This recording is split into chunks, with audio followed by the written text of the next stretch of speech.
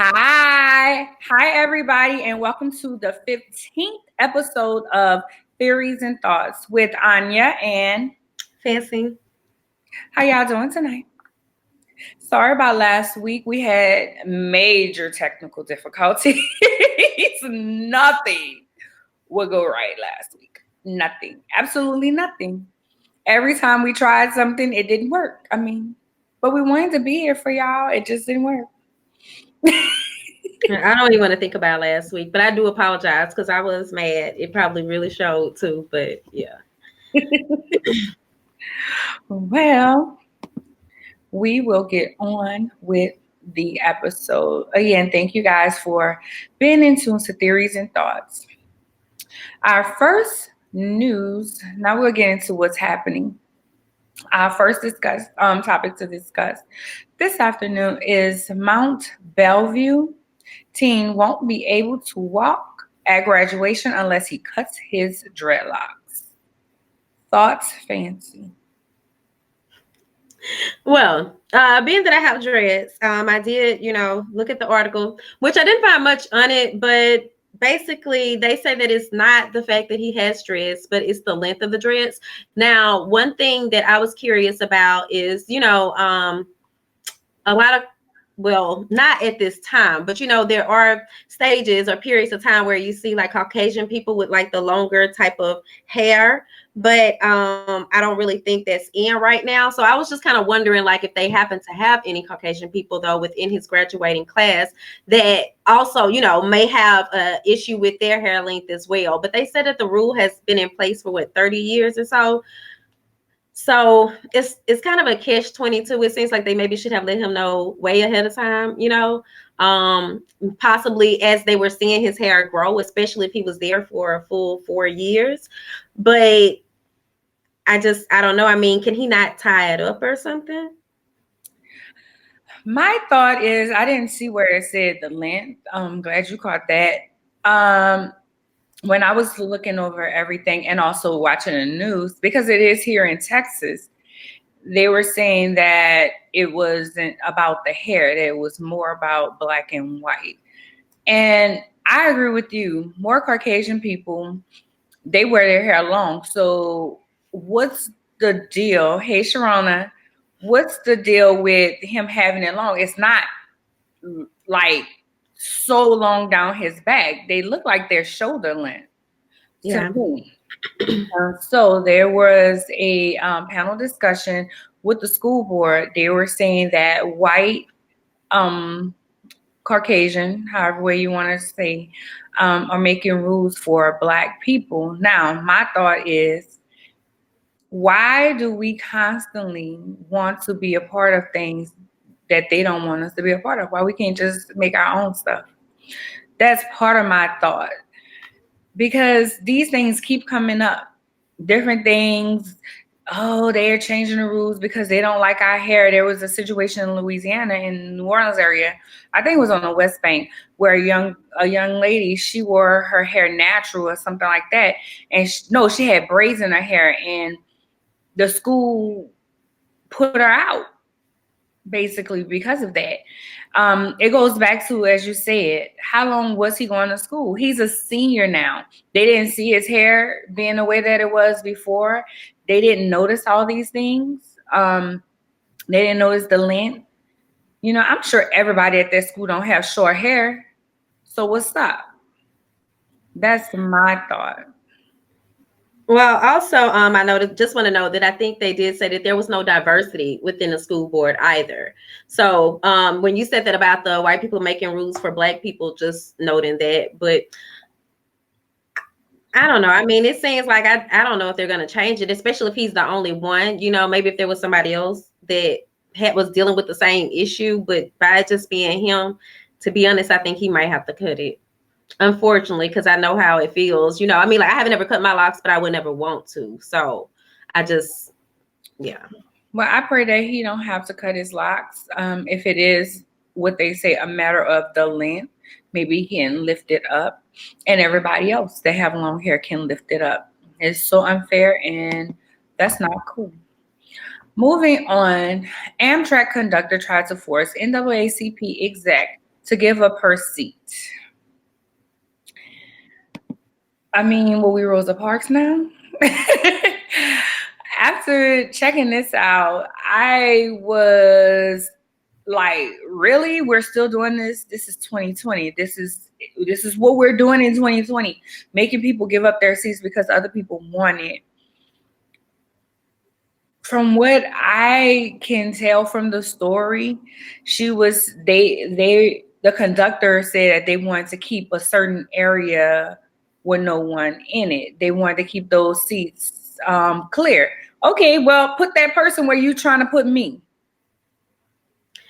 Well, now they said that after they first told her that they had someone that they were going to seat there. So for one, that's not even totally making sense, because initially they were saying they were going to seat someone else there. But I actually did some research, and Amtrak has had quite a few incidents like pertaining to racism. There was in 2012, a 60-year-old woman, what's her name? Miss Murtis McMillan. They made her give up her seat, and like she actually gave it up to a white couple. So she was suing them in 2012. I did not get to see what the results were, like if she actually won that suit or not. But then also in 1998, they had another suit actually from some employees that were saying that, that they experienced racism on the job. So Amtrak still has a lot to work on, seems like it. And then even in this instance with her situation, she mentioned that, well, like as the news reports have been going on, kind of following up with things, Amtrak released a statement saying, like that they apologize, they're investigating the incident, but that they are also going to work, like, because she was tweeting them initially. So they're so they were like, they're going to work to respond faster, like this, that incident happened to bring that to their attention, that they need to respond faster to those type of things on social media. But overall, she didn't really seem mad, though. I mean, she seemed mad, but, not just go off mad. And it could have been because of her position, with her career and everything. But, yeah. That's what I was thinking. I was like, because she said that she wasn't, sorry, our guest was messaging me. She actually said that. She said, she's been coming to Amtrak. She's even was in an accident with them, and she is always using Amtrak. But I think that she really wanted she really wanted to put it out there, and I guess that's the new way to communicate with people. Find out, tweet them and get their attention, because people don't want bad press. Yeah.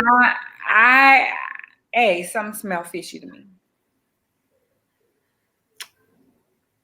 I just kind of think at the end of the day, they might, do some type of training or something, like Starbucks. Yeah. Because but it was sad, and she noted that too, that it was sad that occurred the weekend before Martin Luther King Jr. weekend, well, the date observance. So, but she said she continued to use them again, and actually the accident that she was in, it seems like it was a major accident. I think maybe she said it was like 2015 or something. Wow. Like she was actually injured 2012. Okay. So I was like, well, she's still loyal to him. So, but I think she did just, want to maybe highlight it, get their attention. And I know I will tweet a company, oftentimes like for support, if they're not responding to an email, then it is a lot easier a lot of times to get their attention via Twitter. Because again, they don't want bad press. Yeah. Moving on, our next story is Rutgers University will name its first Black president. Jonathan Holloway will be the first. Will be the 21st president of Rutgers. He will start his tenure July 1st after successful tenures at Northwestern as a provost and chief academic officer overseeing educational policies and academic priorities. What is going on with me? And he was also a dean at Yale, so he is very prestigious. And we say congratulations, Mr. Holloway. Congrats. Also, I just want to note that while he was an athlete, like in his high school years, he said that he actually went to I can't remember the exact school, but the school that he went to, he was supposed to be playing football, but he was like he only got to like play like one play, and he wasn't even prepared for it at the time. But they're looking forward to like Rutgers is looking forward to him joining the team because they're trying to find a balance between academics as well as their athletics department, and so he's supposed to be putting a lot of attention to their athletics department as well as the outgoing president left like a deficit of it was some millions of dollars. I had it down in my notes, but I don't see it up top. But so they've been like trying to basically like I guess regroup or recover, rebrand themselves. So he has some issues to kind of work out, and that is kind of like oftentimes it makes you think, we oftentimes get those positions when there's something wrong. Then they place us in those positions to fix it. But overall, it is great because in 253 years, he is the first Black president. So, yeah. Hey, representation is so important. If kids don't see that they can be that particular thing, well, if they don't see it, they don't believe that they can be it a lot of times. Representation is very, very, very important. That's why it's so important. People always say, well, why do people get excited? Why do Black people get excited whenever someone new? And it's such a shame that we're still having these conversations. Oh, this is the first Black this is the first Black that. It's a situation of it shouldn't be the first Black anything anymore, to me, in my mind. Well, I will say I'm certain that it still probably feels good to be the first Black, as well as far as just the representation. It just made me think about, how our youth are so into social media. So those type of things, they do get to see that, and I'm certain it does make an impression on them. Definitely make an impression on them. And I take pride in being the woman that I am in my society, in my home, especially to my nieces and nephews, that I'm the woman that I am, because so many times what people see is, oh, she's that. We come up with different ideas because this is the only thing that we see. Whenever that's the only thing that we see.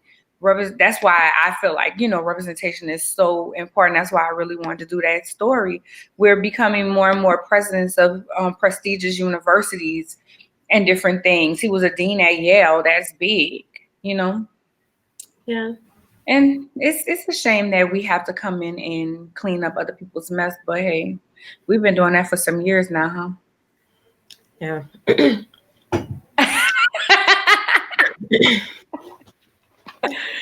So we have a couple of minutes before our guests arrive. Well, I can go into our sponsor this for the evening, who is Arthur Troya Bishop. Troya is actually based out of the Atlanta area. She is the CEO and founder of the Parental Empowerment Institute, but she also has several titles under her belt. One of those is The Answer to Racism, as well as she recently released her other book, The Answers to Intimacy. And then she also has another book, which I think is really cool because Troya's really breaking down communication when you really look at it, like with all of her with her book series, I guess you would call it. Everything is kind of like teaching you how to better communicate, whether it be with your kids or your partner, your spouse, But her third book is, if I'm not mistaken, because we didn't note this one, but it is why men need oral sex and women need intimacy or something. Look, you know what? But she actually, you got to check it out because she and I discussed it in her interview that's on the website. She is our Arthur Spotlight. So you all can just read more about Troya, and then also her link as well as her Instagram will be listed, throughout the crawler that we're going to be sharing here. But we do have Tonda. Looks like she I see her in the lobby, but I don't see her on the screen just yet. Okay. Tonight we will be talking self-defense with Tonda Linsey.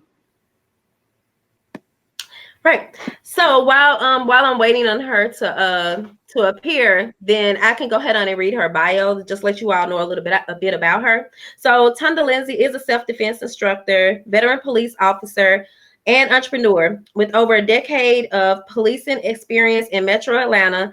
Tonda witnessed up close the tragic effects of what can happen when women and girls alike are not equipped to deal with threats to their safety. While transitioning out of law enforcement, she decided to officially do something about the issue and empower females around the country in self defense. She initially consulted and trained with one of the nation's go to experts, Steve Cardian, on issues of women's safety. After that experience, she combined her knowledge coupled with her personal experience and police officer training to birth Empowered Defense in 2013. So, uh, I should run to say tasers and stuff. Hey, Tonda, can you, uh, Tonda, can you see us here? Can you see me? Can you hear us? Right. Okay. So I'm about to go ahead on and bring you in. I just wanted to make certain. All right. 1 second.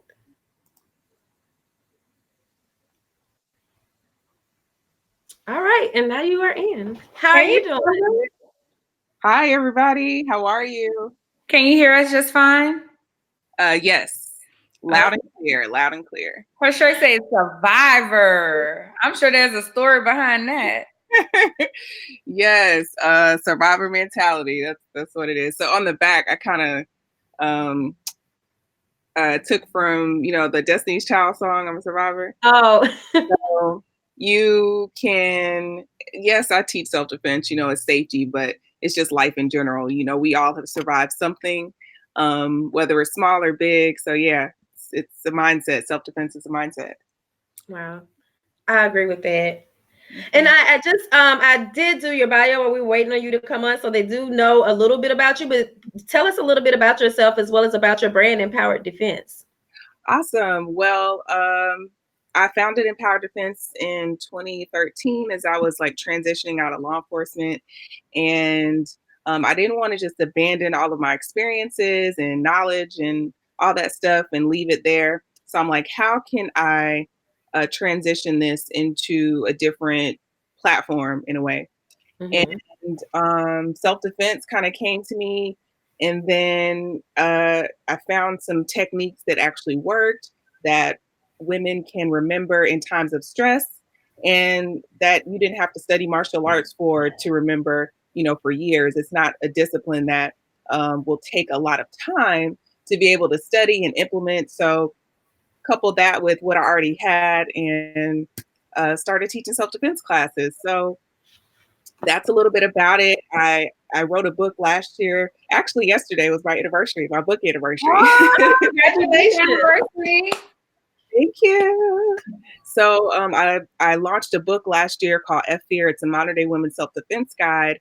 And the book came out of me teaching in the classroom and not really having the time to tell women everything they need, and girls everything they need to be able to reduce their risk of being attacked, stay safe, how to create a safety plan, like all this information and knowledge.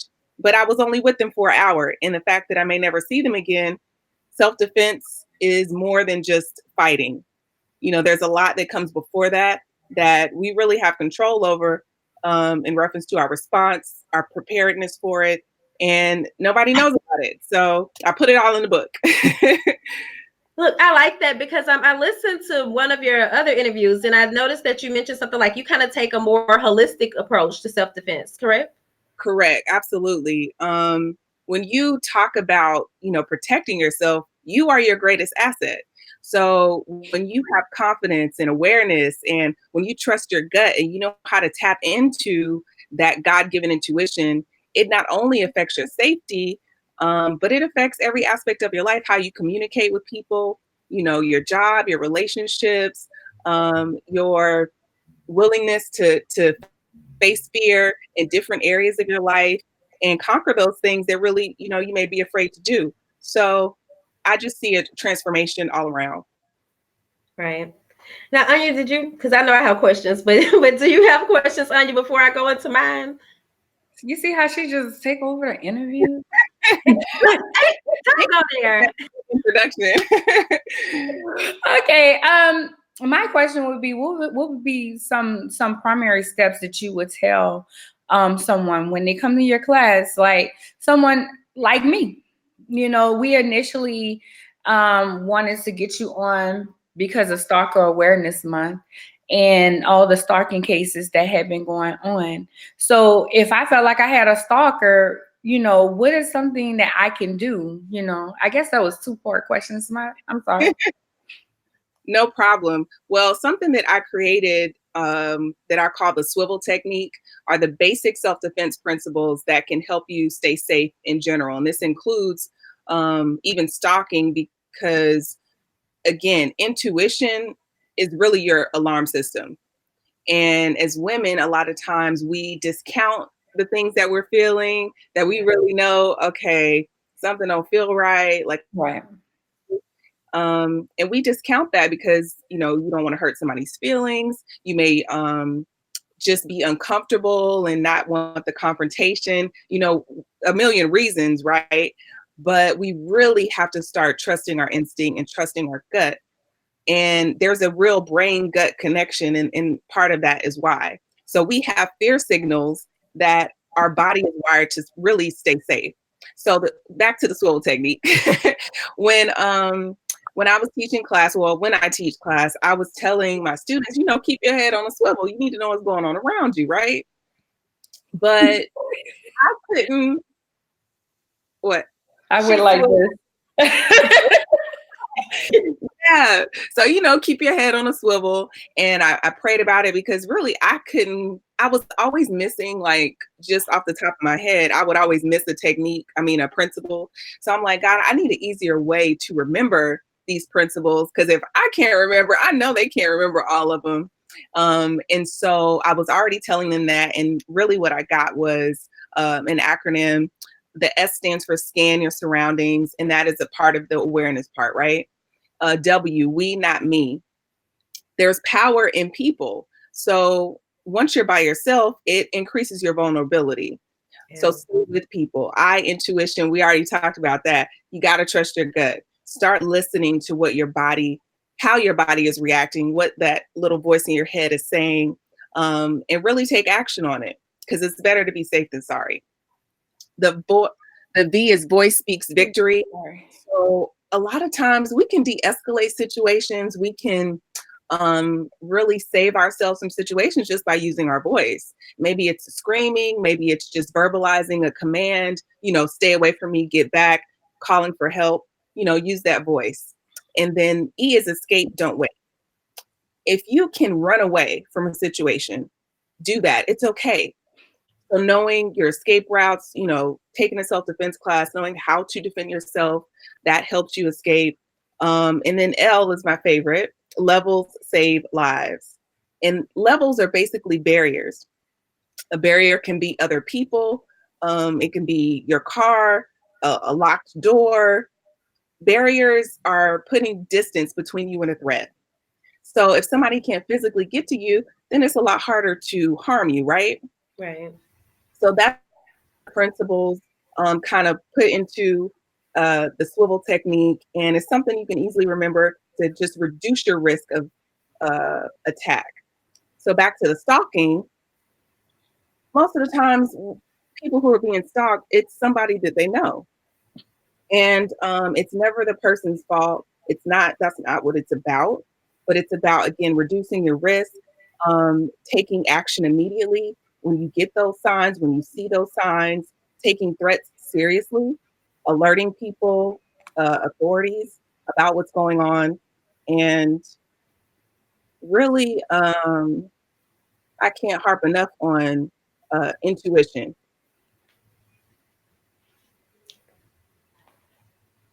So, Fancy. Oh, since I didn't know if she was totally done, but I wanted to know.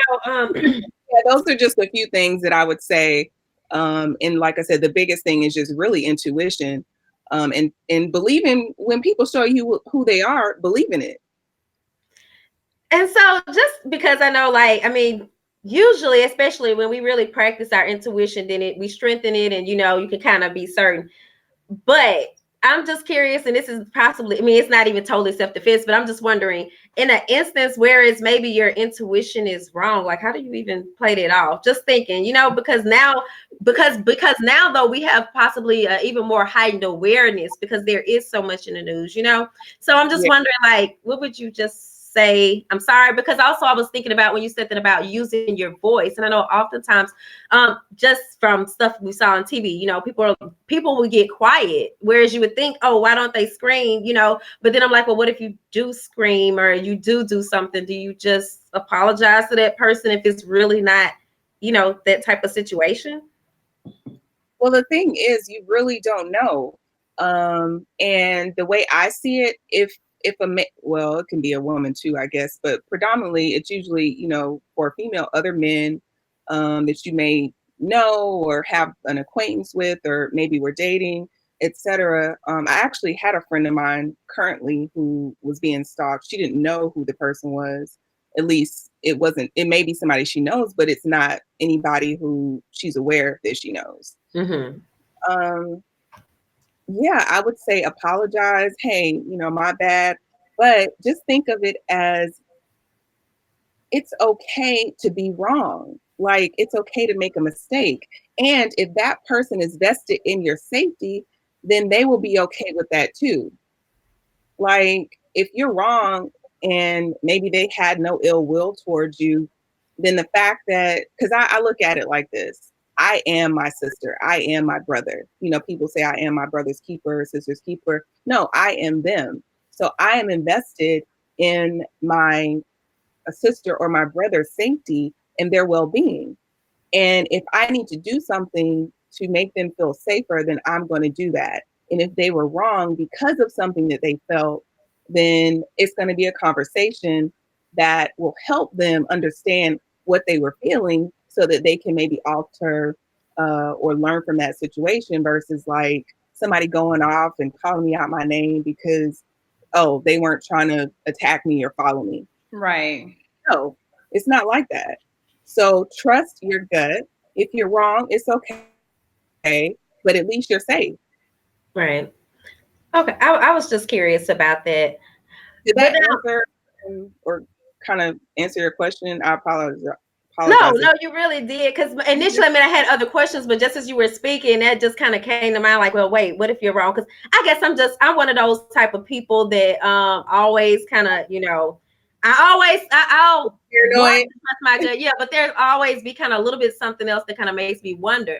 But so now you go through you first teach the swivel method to them. Well, those steps, right? Well, that process, that thought process. But then you also teach them physical moves. Yeah. So in the beginning, we just talk about, just self-defense in general, why it's needed. I harp on creating a safety plan. And in my book, At Fear, like I have a whole chapter on that to help people prepare, because my thing is for people to be proactive versus reactive about their safety. We are reactive by nature, where people are reactive by nature. But it's really, we need to get on the other side of that and be proactive so we can reduce our risk. So we go over those principles and then we jump into the fun stuff. And, just usually I start people out in the worst position possible, which is you are about to be sexually assaulted. Because mentally, if you can get out of whatever that worst position possible is, then everything that's going to come before that, relatively anyway, is going to be easier. So again, it goes back to mindset and really training your brain. Because if it's like, if you're fighting somebody off and it's like your brain is processing this and it's like, okay, what if, can I last longer? What if this happens? If I can't win, or if I'm not getting the upper hand, okay, at least I know if I still have to fight this person off and I get to this worst position possible, I know how to get out of it. Like, I know what I can do. So it's really a mental game, and it's a mindset and preparing yourself for the worst, and not being afraid of it. So, I talk about scenarios and just being aware of how things happen. So if you are faced with it, if you see it, you're not shocked as much by it, because it's like, oh, I've seen this before. I know how this goes. Right. Usually there's nothing new. I mean, yeah, technology, but in general, people have the same MO that they had 20 years ago, 100 years ago. So Anya, look, Anya, I'm trying to give you some space. Do you have another question? Oh my goodness. No, we do this all the time. It's so funny. What should be in your safety plan? safety plan, you should definitely start thinking about what would you do's of the world. You know, what would I do if somebody made me feel uncomfortable, if, you know, I told them not to come any closer and they continue to. It's all about setting boundaries. And a lot of us haven't done that. You know, it's a lot of gray area in our lives, but we really need to think about what makes me uncomfortable. At what point am I like not feeling safe in certain situations, whether it's a relationship, you know, personal relationships, work relationships, whether it be when you're just out, you know, traveling, start and at home. You know, we're supposed to be safe at home, but we all know, as we've seen, there really is no safe place. The park, our schools, our churches. So really start thinking about, what would you do? What would you do if you had to, you know, walk home at night because you got a flat tire? Well, don't walk home, but you know, if you got stranded on the side of the road, from the little things to the big things, what would you do? If somebody was stalking you, have a safety plan. If you felt like somebody was following you, I used to take a different route home periodically from work. You know, as a police officer, I don't trust nobody out here. So, you know, I was always aware, especially when I was on the graveyard shift at night, of going home. Sometimes I would go the opposite route in my neighborhood. So just being aware of your surroundings. And again, if you are in an unfamiliar environment, then what does that mean? That means your senses need to go up, because you don't know as much about that environment. So maybe you need to pay more attention to the street signs or landmarks or people, and, you know, the energy that's going on, you know. So in certain situations, you probably can let, you know, a little guard down. Others, it needs to go up and pay more attention. Yeah. So are there now, I mean, so apparently, as I'm saying now, more, you are, like you said, being more proactive as opposed to like actually having to fight somebody off in a situation. And I'm not just so gung-ho to fight anybody or anything, but I was kind of really don't want to. Like, fighting is not what you want to do. You know, it sounds good. Oh, I beat somebody's behind, and oh, we went toe to toe and I came out the victor. But really, if you are fighting for your life, that's not a situation you want to be in. As much as possible, you want to apply those steps and those safety principles and everything that you can do before that to really not have to physically fight. Okay. Y'all know I really want to say, but if you do have to fight, I'm just kind of curious. Could you give us, like, is there, like, because in my mind, and I think even just, it may have been, I don't know if it was you that mentioned this in the interview, because I know it was some other guest on, well, you know, the host on with you, but somebody mentioned a shoe. So it just kind of made me think, like, is, you know, are there certain little things we as women can be more mindful of that we could use as a weapon, or a certain spot, you know, anything like that? Let me tell you guys, there are no rules when it comes to you only have one asset. You only have one asset. So there are no rules. If you feel like your life is in danger or you're being threatened, a shoe, a pencil, a pen, a table, a taser, you grab what you feel is necessary. But at the end of the day, if you don't have anything, you need to know how to use these and how to use your feet and how to use this right here. And this, which is your biggest asset, your brain.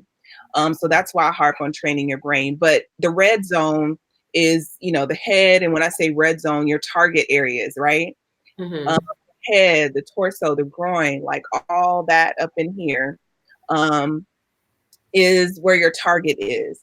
And then as a woman, you need to understand what your strengths are. You can't fight a man like a man.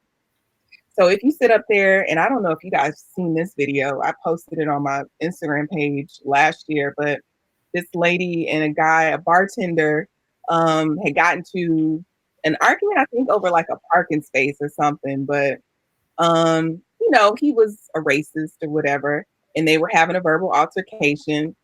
And I believe he was in her face and, you know, kind of aggressive, but he didn't strike her. But she threw the first hit. And I think she either slapped him or kind of punched him. And that was it. She was like one and done. And he came back and started punching her. And so it's like, you need to understand how to use your strengths. You need to be prepared. It's not going to be one and done. If you're going to start a fight and throw the first punch, it needs to be continuous, whatever your strike is. So because that's what happened was he got hit in the face. He hit her back.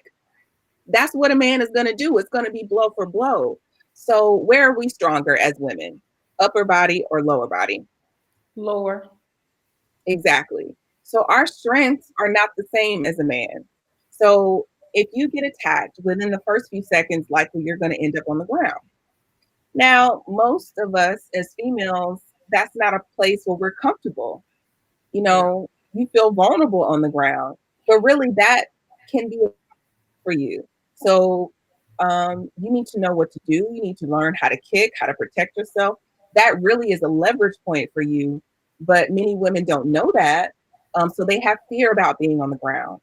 But the ground is your friend. You can do so much on the ground because we are stronger with our legs. So that's what I teach. And really, when it comes to fighting, you just have to start learning yourself. Start learning the art of really fighting in a way, but not just physical, but it's the mental part, the verbal part, everything that comes before that is strategy. So your safety plans, knowing your strikes. You know, I teach hammer fist, elbows. Again, we can't fight like a man fights. We have to fight a little differently. We have to fight like a girl, and that's okay. So Yeah. put your high heel off. That's fine. Just know where to enter that heel into that person's eye or throat or whatever. Okay. Hit them upside the head with at the temple. I always tell people I'm from New Orleans. We learn how to fight with everything. I'll pick up a computer and hit you with it. Okay. There are no rules. Okay. And I really asked that question, but one thing I even with you, I'm sorry, one thing that you said throughout it, oftentimes, like when people are in altercations, you know, I've always been one to think that, oh, I'm not going to hit anybody back because 9 out of 10, then they're really going to be ready to hit me. So it's funny to hear you say that, because I will say growing up, it was always like, you know, somebody hits you, you hit them back. But from what you're saying, you know, it's better to just outthink them in the first place. But, you know, you really don't want to go through the whole process of hitting them back unless you're a little bit more. No, I'm sorry if I misinterpreted that or explained that the wrong way. So I'm glad you said that, because I was going to go over this earlier, and then because something you said made me think about it, and then I lost my thought. So there's a myth that if you do fight back, you will be injured at a greater rate. And that's not true, because there's something called a hard target and a soft target. If somebody is looking to attack you, if they're threatening you, they want an easy target. So they want somebody who's going to comply. They want somebody who's not going to fight back, who's not going to scream. They want somebody who, you know, seems like they could be easily controlled. So when it comes to protecting yourself, you do need to fight back. Likely going to cause that person to go find an easier target, because when you go kicking and screaming, have you ever tried to pick up like a toddler from the floor who don't want to go anywhere?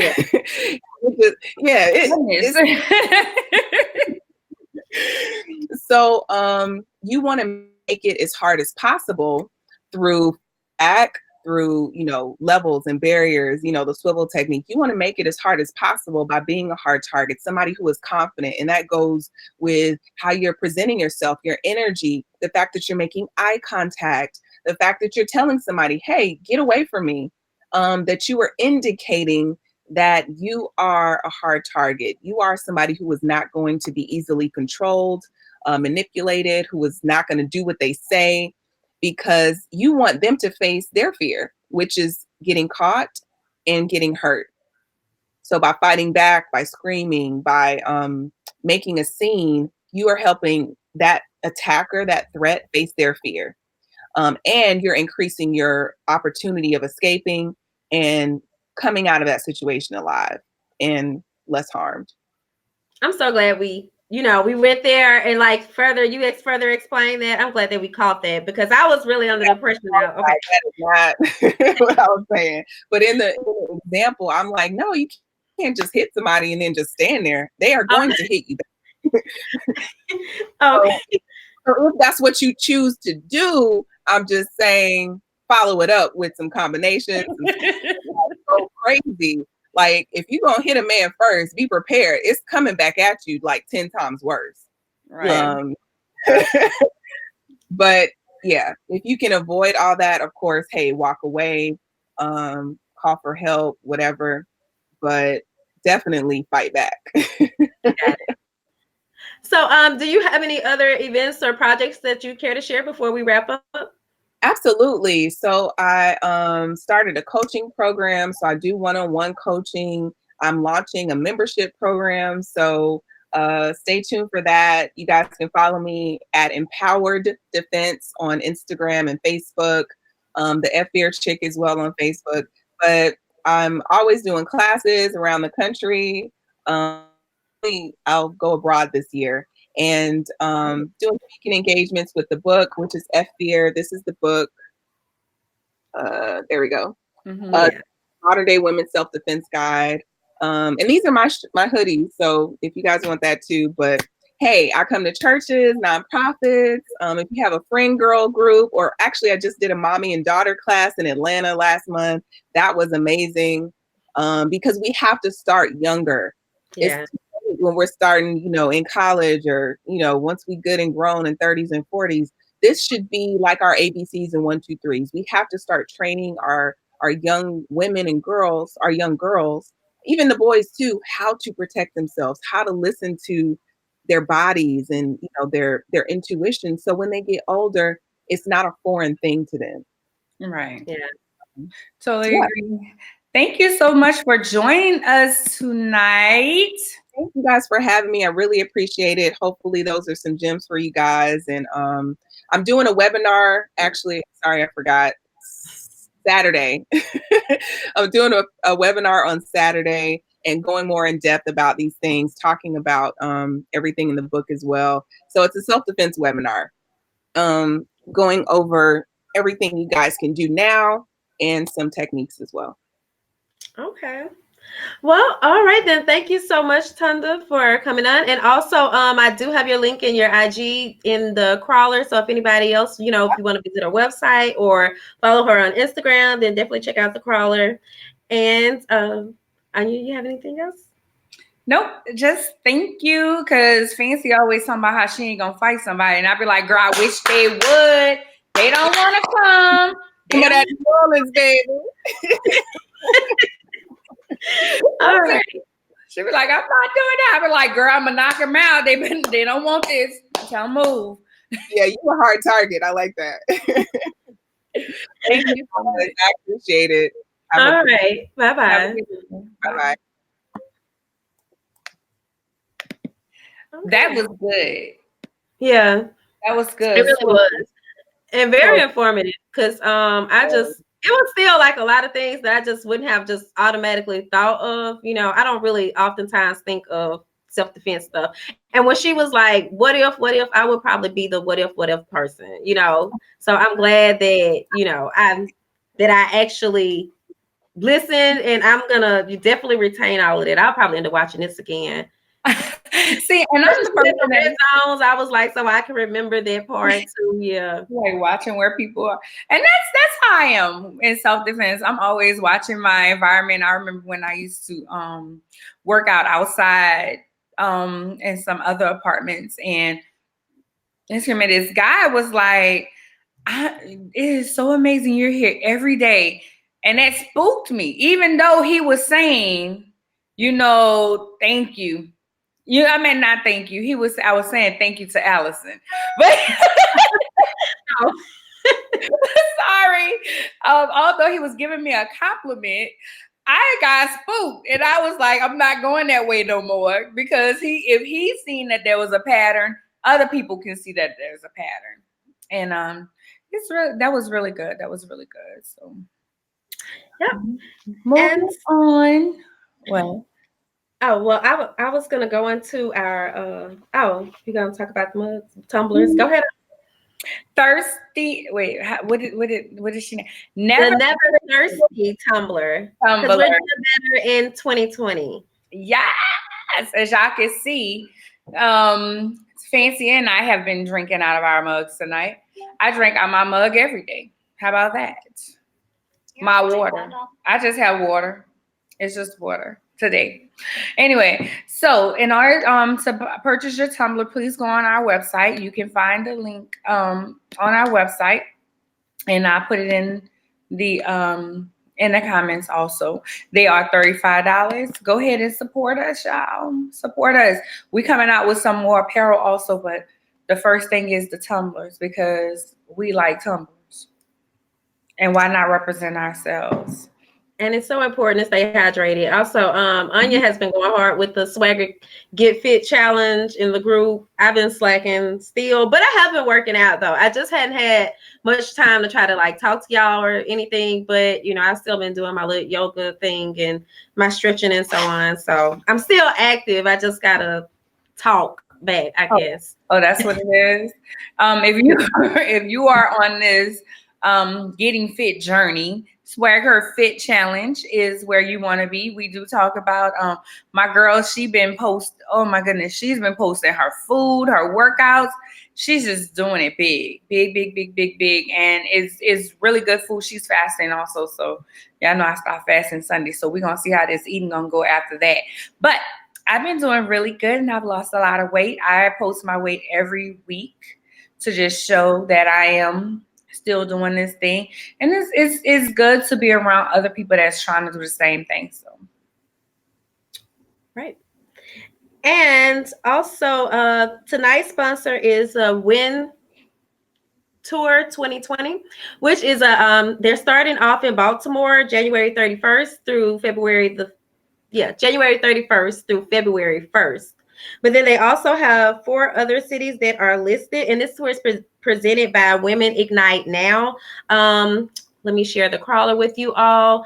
But the tour does focus on female-founded startups and companies. So I know that we have a lot of womenpreneurs, entrepreneurs, femalepreneurs out there, whatever you identify as. But this is definitely something that you all should check out. So the link tree link is there that you all can visit and learn more about the tour. We are proud to be part of the tour, kind of as a media sponsor for them. Also, Women Ignite Now is a full organization within itself. So they also provide other resources and services. You all can check them out as well. But definitely check out the tour. I know that it's also going to be stopping in Atlanta, if I'm not mistaken, but the first leg of the tour is going to be in Baltimore. So you all can visit their website or follow them on Instagram at WinTour20. That's WINTOUR 20, as it is listed here. And also for the announcements, Anya, I didn't know if you had many announcements, but I do want to let you all know that tomorrow I'll be on live hangouts with Tahiria Savannah. She's going to be interviewing me at 8 p.m. Eastern time. That's 7 Central time. We're going to be live on her Instagram. So her IG handle is I Let the Good Times Roll. We are sharing that flyer. It has she and I on there in pink. And then also I wanted to let you all know that we just finished up the flyer for Women's Empowerment Week 2020 here in Baton Rouge, where we will be partnering with Sisters of Empowerment, who actually, they present this week. I think this is maybe the third or fourth year that they've hosted Women's Empowerment Week, and it is growing to be like a even bigger thing. I'm just proud that we've been able to participate over the years and share the events. But this year we're going to be doing a special edition travel book to go along with the week. So if you're hosting an event, or if you just want to show your support for Women's Empowerment Week and spotlight your brand, then you can contact us or one of the members of Sisters of Empowerment. Many of you all may know Nadia Francois. She is the founder of the organization. So I did not include that info there, but you all can reach out to us via advertise@swagger.net, or you all can reach out to Nadia. Her Facebook is Sisters, and that's Sistars, so SISTARS of Empowerment, and get more information about that. And we'll also be sharing that flyer. And if you all had noticed, we do have several collaborations with other media outlets in the works, whereas you can be featured on our platform as well as theirs. If you're following Jarmel, our VP of Marketing, then he's like always sharing some of those. So I know that there is Visions of Greatness, the Freedom Train Network, Meet the World Image Solutions. That's 3 that I know of off top that I know that we've partnered with, whereas you can get that collaboration. So you'd be featured on our platform, and then they'd also interview you or feature you on theirs. Most of those are actually other podcasts. So it's like, it would be either audio or video interview. And that is all that I have announcement wise. So Anya, you have anything to add to that? I was going to say, if you haven't yet, our contributor, Joseph Ward, did an excellent job in breaking down the where do we go from here speech by Martin Luther King. It is on our YouTube. It's our YouTube and our website. Right. So you can catch it either where. Our YouTube is Swag Her Mag, for those who don't know. But it was excellent. I'd never heard the speech. Fancy brought up the speech, and we contacted him, and he had no problem with getting it done. He did it he did an excellent job. Also, I watched so many times. I'm sorry to cut you off. I just got to say that because I just kept watching it. I wanted to really take in everything that he said because he was dropping so much knowledge in it. I was so proud of us and him. I was too. I watched it about 4 or 5 times. He sent it to me, so I was like watching it before I told you about it. Also, the interview that Fancy will be doing tomorrow will be on our YouTube as well. We are doing a collaboration with her that her hangouts are on our YouTube, and our YouTube again is Swag Her Mag. So you know how to contact us.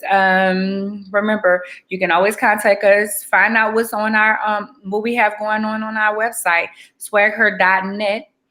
Instagram, quote, swagher, end quote.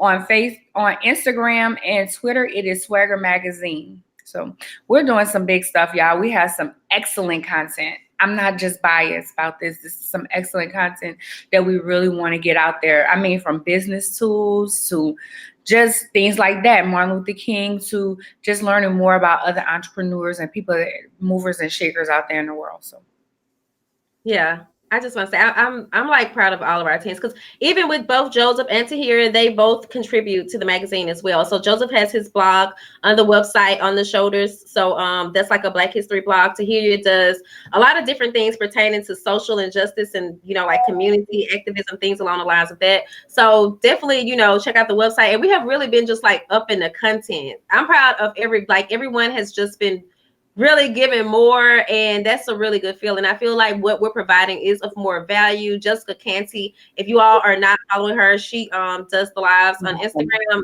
especially if you're looking for a job. Tune into these lives because she's telling you how to tweak your resume, to make it more to make you a more desirable candidate.